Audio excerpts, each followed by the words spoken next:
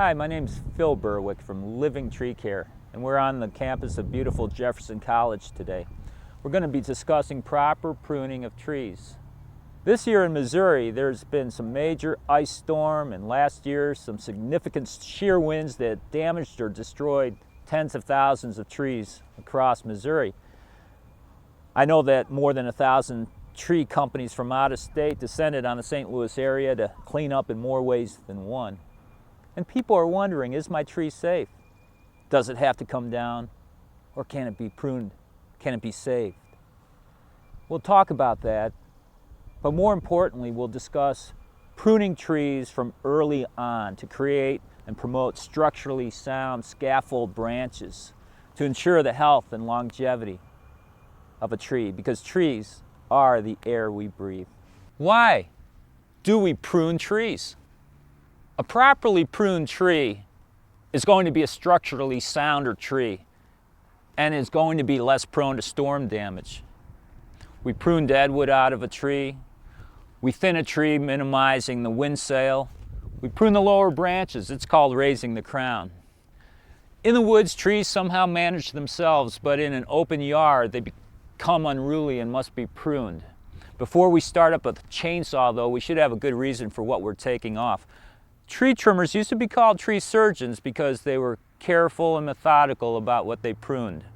Today, we're called arborists, and a certified arborist especially should have a knowledge of the characteristics and the design of the tree they're pruning. What do we prune out of trees? When I'm stumped, pardon the pun, I go for the obvious: deadwood. Inside, crossing branches, house clearance. You know, trees were designed to grow into the sky, and sometimes out of fear, people get a little too radical and have them topped. But that creates hollows and rapid growth that's a lot weaker than the original wood.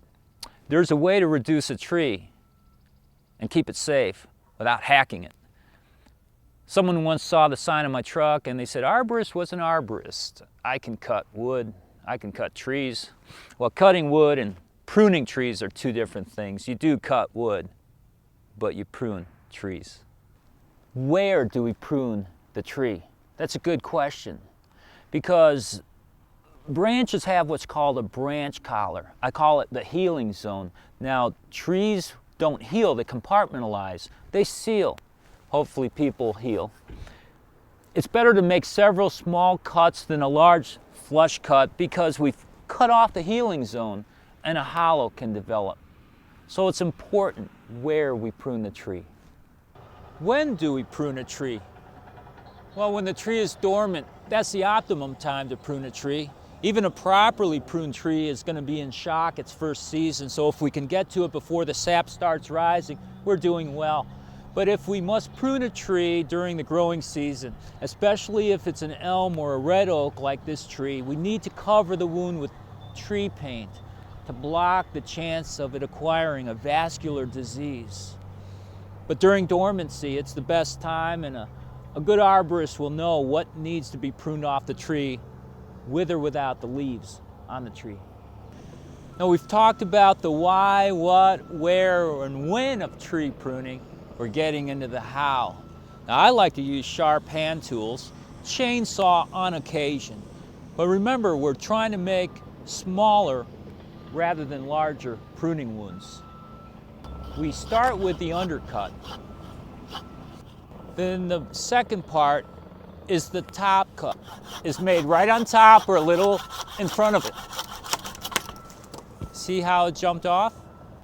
The final cut, remember, needs to come just in front of the healing zone or branch collar.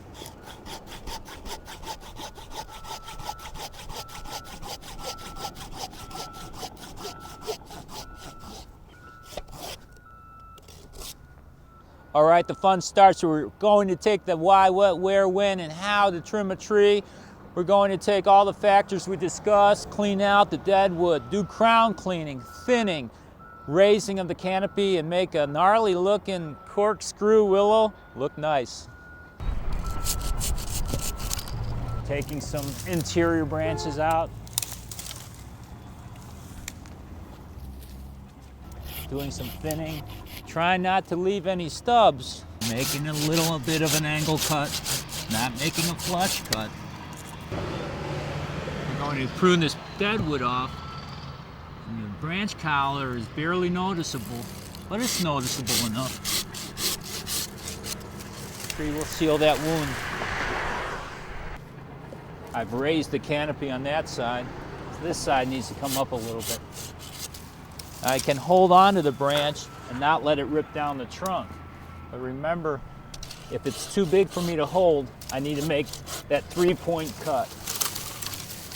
It's better to make 2 wounds close together than one large final cut, because they'll both be able to heal from the edges. One large cut, and the wound is going to take much longer to heal. Well, we're finished. We pruned, we thinned, we deadwooded, mainly for aesthetics, mainly to make this gnarly looking tree look nice. We just finished pruning the corkscrew willow for looks. We have to prune the Bradford pear and thin it and reduce the wind sail, because if we don't, it's going to end up looking like this.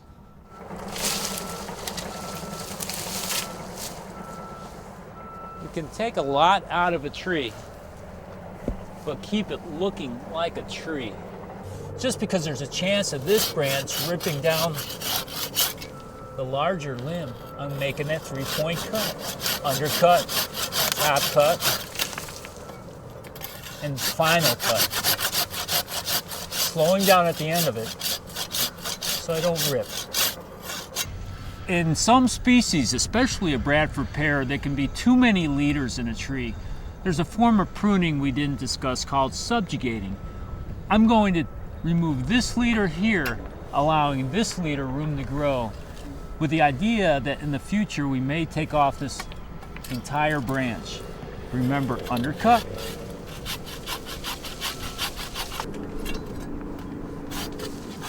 top cut, final cut. By the way, look at this on the trunk. If you're ever wondering what these holes are, especially if they're in a pattern, it's a sapsucker perching early in the morning and liking the sap on the tree. It's usually not detrimental to the tree. Tree care is an art and a science. Thanks for letting me talk to you about trees and showing you a little bit about how to prune. We're all keepers of the earth, you know. I'm Phil Berwick from Living Tree Care. Exceptional education. Spectacular experience. The personalization. It was convenient. It's a fun atmosphere. And my personal experience here has just been wonderful. It just opened up a whole new horizon for our family. Arnold, High Ridge, and the Hillsborough campus has been very convenient. I recommend Jefferson College every day to anyone who will ask. I'm Russ Hilton. I'm Jane. I'm Brandon Berger. I'm Liz Lando, and I'm proud I chose to attend Jefferson College.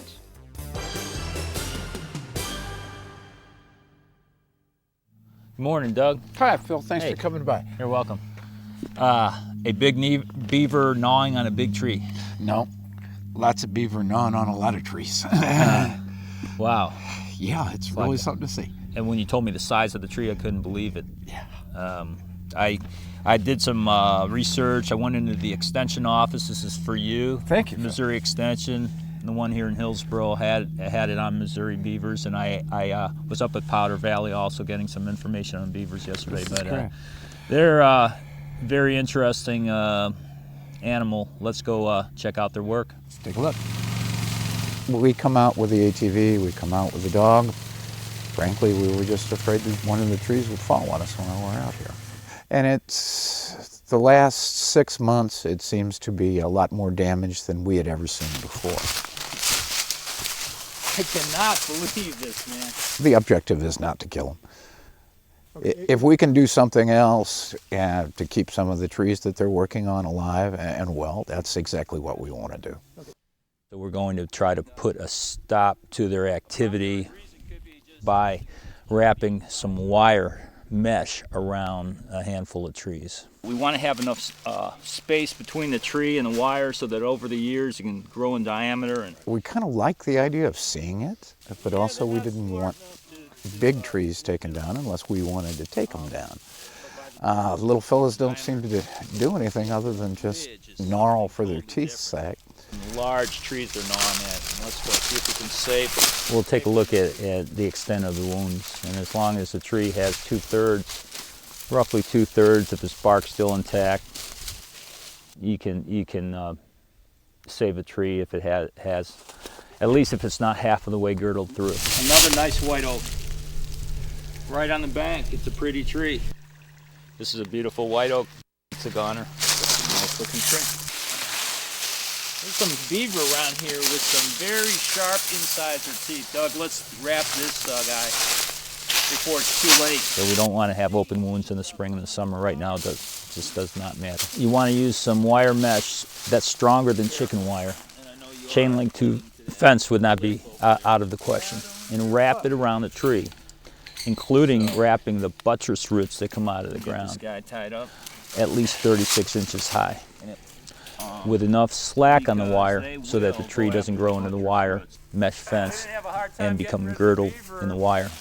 And we'll have to keep our eye out that doesn't. Beavers play an important role in the environment, and other times within a course of a couple days and nights, a valuable mature tree can be ruined.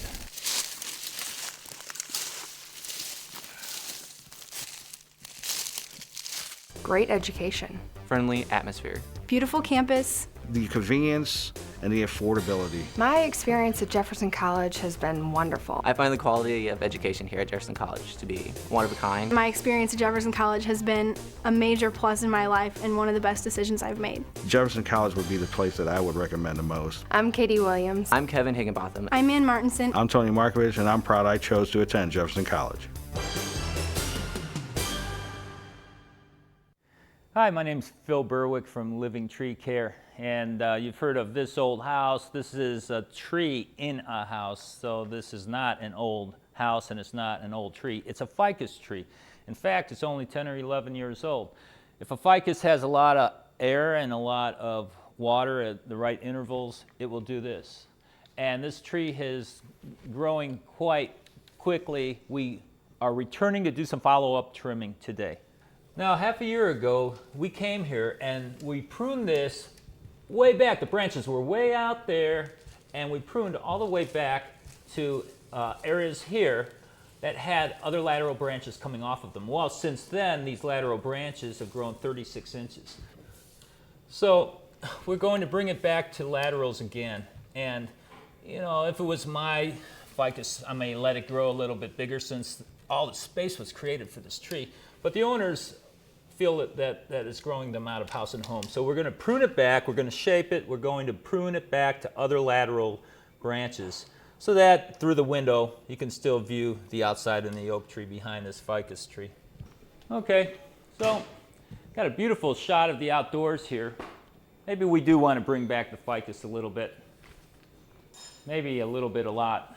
But we don't want to trim back so hard that we create a lot of growth at the end. So I'm still going to prune it. The rule is back to another lateral. Now originally this was taken back quite far, but we're going to come halfway back this time. And if you take too much out of a tree, it can shock a tree. And wherever possible, we're pruning back to other live laterals. We can prune off a little at a time. You can always take more off. You can't put it back on. And whenever you're pruning a ficus inside, be careful of the windows. Now, a lot of people ask me, do you shape it? Do you make it round? The room isn't round, and nature usually does a pretty good job of shaping the plants and the trees that grow on the earth and in the living room. In this tree's case, this ficus tree's case, we're going to do some selective thinning and shaping, but for the most part, I'm trying to prune it at the same time keeping it as natural as possible. Now the tree is really growing quick.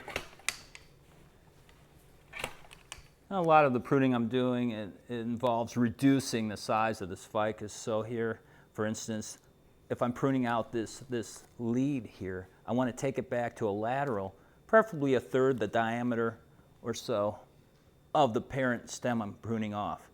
Now notice I make an angle cut, and I didn't flush it completely, but I left a little bit of meat here so that as this grows into diameter, this will be a strong union and not a weak one.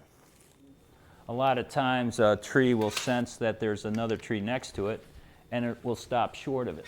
In this case, this ficus doesn't recognize the wall as a tree, but as a wall to grow into. And so we've given it some ample clearance. Trees are going to grow to the light, so even though I pruned this back from the light significantly, the owner of the tree said, it's growing still. Well, that's kind of what ficuses in the light next to windows will do. So we'll take it back a little bit more radically this time, since I know that these owners are after management.